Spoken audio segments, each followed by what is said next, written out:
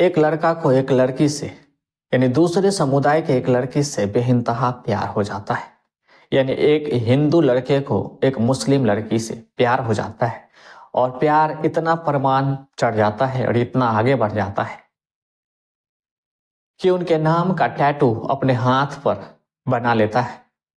कहे तो इंग्लिश का पहला लेटर अपने नाम का और दूसरा लेटर उस लड़की के नाम पर अपने हाथ पर बड़े बड़े अक्षरों में लिखवा लेता है। लेकिन तमाम धमकी और प्रेशर के बाद भी वो लड़का मुस्लिम समुदाय के उस लड़की से प्यार करता ही रहता है। लेकिन इस प्यार का अंत एक खौफनाक होगा, यह शायद किसी ने और कभी नहीं सोचा। इसके कुछ ही दिन बाद वो लड़के का लाश 7 टुकड़ों में एक जंगल में फेंका हुआ मिलता है और यह टुकड़ा जब सोशल मीडिया में फैल जाता है तो उनके पिता का नजर जब उस पर पड़ता है तो ऐसा लगता है कि उनके पैर के नीचे से जमीन खिसक। नमस्कार दोस्तों, यह घटना बिहार राज्य के दरभंगा जिले मनीगाछी थाना क्षेत्र के कन्होली गांव का है। नाम रघुनंदन पासवान, जो दरभंगा के एक निजी अस्पताल में एक सुरक्षा गार्ड के रूप में काम किया करते थे। महज 21 साल का लड़का एक निजी हॉस्पिटल में काम करते हैं और उन्हीं हॉस्पिटल में उन्हीं के आसपास में रहने वाले एक मुस्लिम समुदाय की महिला और उनके साथ एक लड़की उसी हॉस्पिटल के अंदर रुकता है और अपना इलाज करवाता है। लेकिन किसी कारणवश डॉक्टर के द्वारा उन्हें कहा जाता है कि कुछ दिन आपको इस हॉस्पिटल के अंदर ही रुकना होगा ताकि आपका इलाज सही और अच्छी तरीके से हो जाए। वो जो लड़की होती है अपनी भाभी का इलाज करवाने के लिए आया होता है और उसी हॉस्पिटल में जिसमें रघुनंदन पासवान एक सुरक्षा गार्ड के रूप में काम करते हैं, उसी हॉस्पिटल में वो रुक जाते हैं। वो जो लड़की होती है वो 17 साल की होती है। फिर इन दोनों के बीच वार्तालाप होती है, बातचीत होती है। जब आप शहर में जाते हैं तो एक अनजान होते हैं और अलग अलग जगह, अलग अलग मोड़, अलग अलग चौराहे, फिर जानकारी लेने के लिए किसी न किसी से आपको बात करना है, पूछना है, फिर जानकारी इकट्ठा करके आगे बढ़ना है। तो वो भी लड़के इसी बहाने से उस गार्ड के साथ बात किया करते थे और बात इतनी बढ़ गई कि उन्होंने अपना मोबाइल नंबर भी अदला बदली कर ली और फिर अदला बदली करने के बाद अक्सर वो दोनों ज्यादा से ज्यादा बात कर। हालांकि लड़की मुस्लिम समुदाय से ताल्लुक रखते हैं और लड़का वही हिंदू समुदाय से।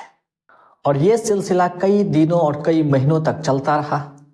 वो इन दोनों के साथ एक अच्छे संबंध बन गए, मिलना जुलना और बात करना लगा रहा और कई दफा उनके गांव, उनके घर भी जाया करते थे, उन मोहल्ले से गुजरा करते थे। तो उनके परिवार वालों को भी पता चल गया और ये लड़का इतना प्यार करता था कि उनके नाम का टैटू अपने हाथ पर बनवा रखा था।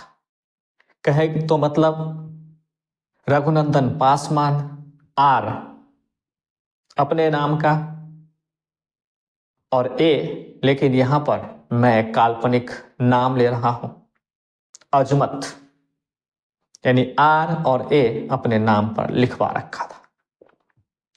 इन बातों की चर्चा उस गली मोहल्ले में भी होने लगता है जहां लड़की का घर था और फिर लड़का के गांव में, उनके मोहल्ले में तो काफी ज्यादा चर्चित था।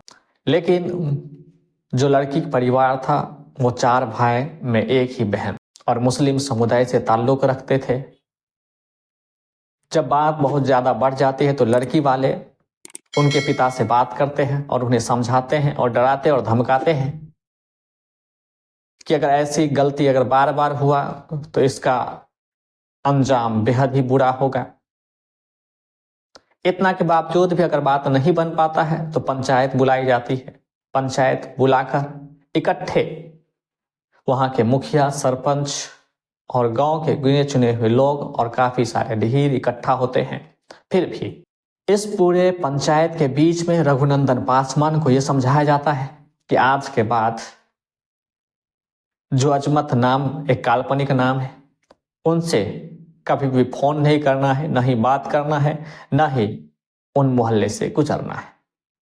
तमाम हिदायत दी जाती है और वो लड़का रघुनंदन पासवान भी इस बात को स्वीकार कर लेता है कि आज के बाद वो कभी भी ऐसा काम नहीं करेगा और कोई भी ऐसा कदम नहीं उठाएगा। इन बावजूद के बाद ये पंचायत खत्म हो जाती है, सभी अपने घर को जाते हैं और लड़का के पिता यानी रघुनंदन पासवान के पिता रघुनंदन को समझाते हैं और फिर बिहार से दूर महाराष्ट्र में पुणे भेज देते हैं। पुणे जहां उनके रिश्तेदार रहा करते थे, दोस्त लोग कमाते थे, वहीं रघुनंदन पासवान पहुंचते हैं और वहीं काम करना शुरू कर देते हैं। बहुत लंबा समय बीतने के बाद रघुनंदन पासवान फिर से वही काम करते हैं जिन्हें उन्हें नहीं करने को कहा गया और फिर से धीरे धीरे परिवार वाले को पता चलता है, लड़की के भाइयों को पता चलता है, तो उनके अंदर फिर से खून खौलने लगता है और उन्हें सबक सिखाने की कोशिश कर। हालांकि जो लड़की का भाई होता है वो भी मुंबई के मीरा भाईदर इलाके में रहता है। वहां उनके मीट का कारोबार होता है, यानी बकरे को काटना, मीट बनाना और उन्हें बेचना, ये काम करते हैं। जब इन बात का भनक उनके पास भी पहुंचता है तो फिर इस कार्य को खत्म करने का तमाम प्लान बनाता है। लड़की का भाई जो मुंबई में रह रहा होता है उसका नाम मोहम्मद सतार होता है। सतार कुछ कॉमन फ्रेंड के जरिए जो रघुनंदन पासवान को भी जानता था, उन्हें पार्टी के लिए मुंबई बुलाता है, यानी पुणे से 150 किलोमीटर मीरा भाईदर एरिया में पहुंच जाता है और रघुनंदन पासवान वहां पहुंचता है और उन्हें किसी भी अंदेशा का कोई डर नहीं। पहुंचता है, जब रात हो जाती है तो वहां शराब की पार्टी होता है, खाते पीते हैं और खूब सारे बातें करते हैं और फिर उन्हें तो थोड़ी थोड़ी भनक थी ही कि अभी भी रघुनंदन पासवान उनके बहन से बातचीत करता है और अभी भी वही प्यार करता है जो पहले किया करते थे। खुद उन्हें फोन लगाकर अपनी बहन को बात करने को कहता है और रघुनंदन पासवान बात करता। तब मोहम्मद सतार तो पूरा कंफर्म हो जाते हैं कि रघुनंदन पासवान अभी भी उनके बहन से बात करता। कुछ ही समय बाद रघुनंदन पासवान शराब की पार्टी खत्म करते हैं, खाते पीते हैं और उन्हें कहा जाता है कि आज रात रुक कर फिर सुबह निकल जाएंगे। और इधर मोहम्मद सतार शराब पर शराब पिए जा रहा था और उनके अंदर जो रघुनंदन पासवान के प्रति नफरत था वो भी बढ़ते जा रहा था। फिर वही सामान लेता है जिससे वो बकरे को काटता है, उठाता है और सीधे रघुनंदन जिस रूम में रहता है उस रूम में पहुंचता है और उसी से हमला कर देता है और कई बार हमला करता है और उसका जान उसी वक्त निकल जाता है और फिर उन्हें 7 टुकड़ों कर देता है और पेंट के डब्बे में उन्हें पैक करता है। एक किराए पर ऑटो लेता है और फिर ले जाकर दूर उन्हें जंगल में फेंक। लेकिन रघुनंदन पासवान का पिता उन्हें हर रोज फोन पर बात किया करते थे, कॉल करते थे। 31 अक्टूबर 2024 के शाम में भी उनसे बात हुआ था, लेकिन अगले ही दिन जब 1 नवंबर होता है उस दिन जब फोन करते हैं तो फोन स्विच ऑफ आता है। फिर उसके जान पहचान वाले दोस्तों को फोन करता है, दोस्त भी उन्हें अता पता नहीं बताते। तो कुछ ही समय बाद जब उन्हें सोशल मीडिया के जरिए कटी फटी लाशें मिलती है और वही RA लिखा हुआ मिलता है, फिर उनके जो पिता होते हैं देखकर समझ जाते हैं ये वही है जो उनके बेटे की लाश।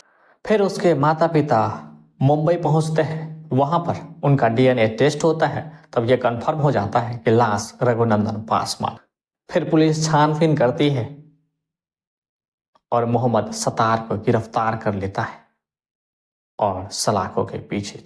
एक दूसरे समुदाय की लड़की से प्यार करता है और प्यार करने के प्रेमी के भाई इतने नाराज हो जाते हैं कि उस प्रेमी को 7 टुकड़ों में काटकर फेंक देते हैं। इस तरह एक प्यार का एक खौफनाक अंत हो जाता है। इस घटना के बारे में आप क्या सोचते हैं हमें कमेंट करके जरूर बताएं। अगर वीडियो पसंद आए तो लाइक करें और चैनल को सब्सक्राइब करें।